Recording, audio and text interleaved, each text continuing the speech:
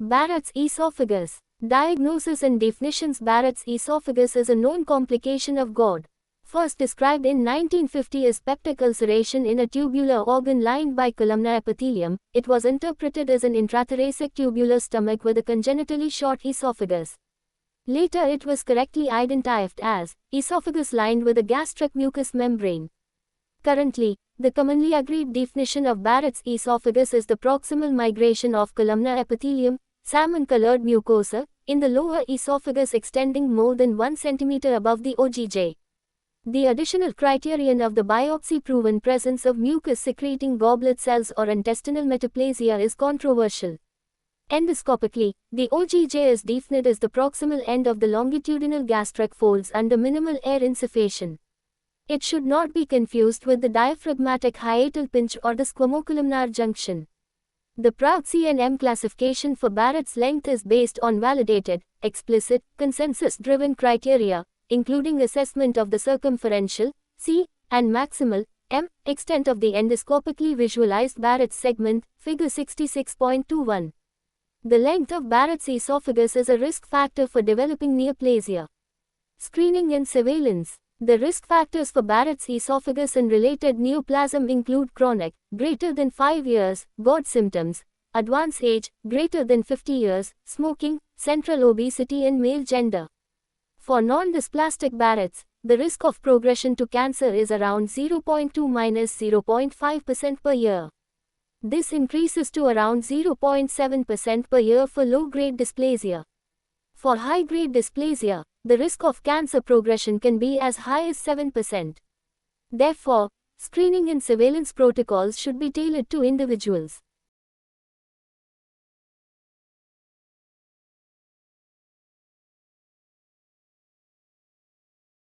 According to the potential benefit of cancer prevention and the risk and cost effectiveness of such intervention, figure 66.22. Screening or surveillance aims to identify premalignant lesions and to treat them early.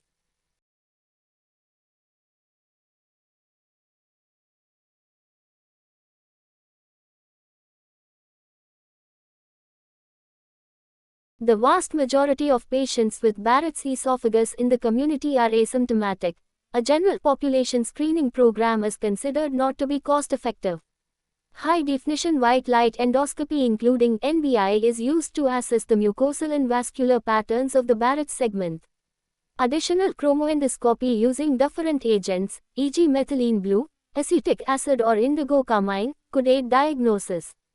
The histological specimen obtained should be examined by an experienced gastrointestinal pathologist.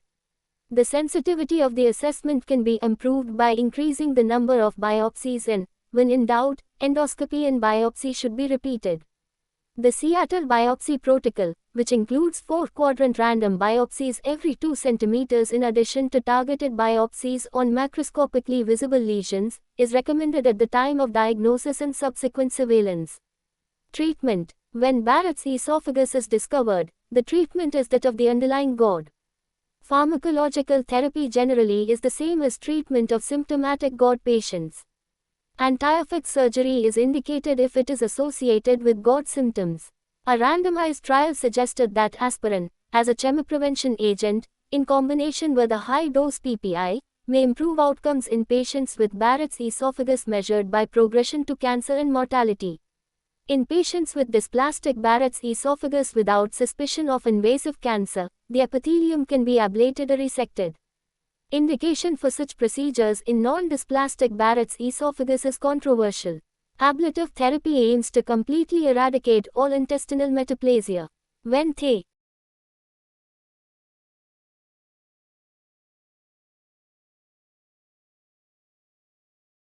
mucosa regenerates after ablation in a non-acidic environment, when a high-dose PPI is prescribed, a neosquamous lining is formed.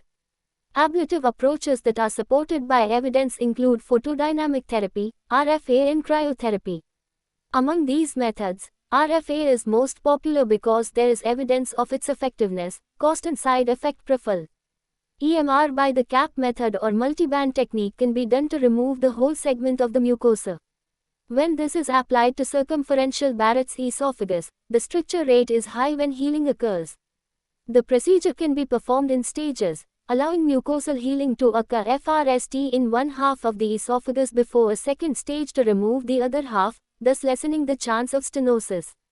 In contrast, the incidence of stricture formation is low following RFA, because the depth of ablation extends to the muscularis mucosae only. Endoscopic ablation should only be applied to fat lesions without nodularity, ulceration or irregular contour. Such features are suggestive of invasive neoplasm that should be investigated and treated by EMR or endoscopic submucosal dissection, ESD.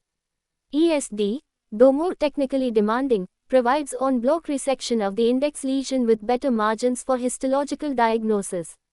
EMR is easier and large areas can be resected in a piecemeal manner. If histological examination of the resected tissue demonstrates the absence of invasive cancer, or T1a tumor, only the biopsies can be regarded as curative. When T1b lesions are found on histology, or when the resection margins, lateral or deep, are involved, additional therapy including esophagectomy should be considered. Regardless of treatment performed, the patient should enter a surveillance program to detect recurrent or persistent Barrett's esophagus or neoplasia.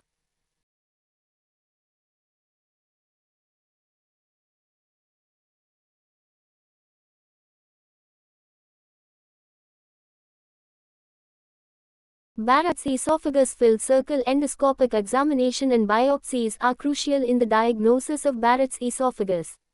Filled circle dysplasia should be confirmed by at least 2 experienced pathologists.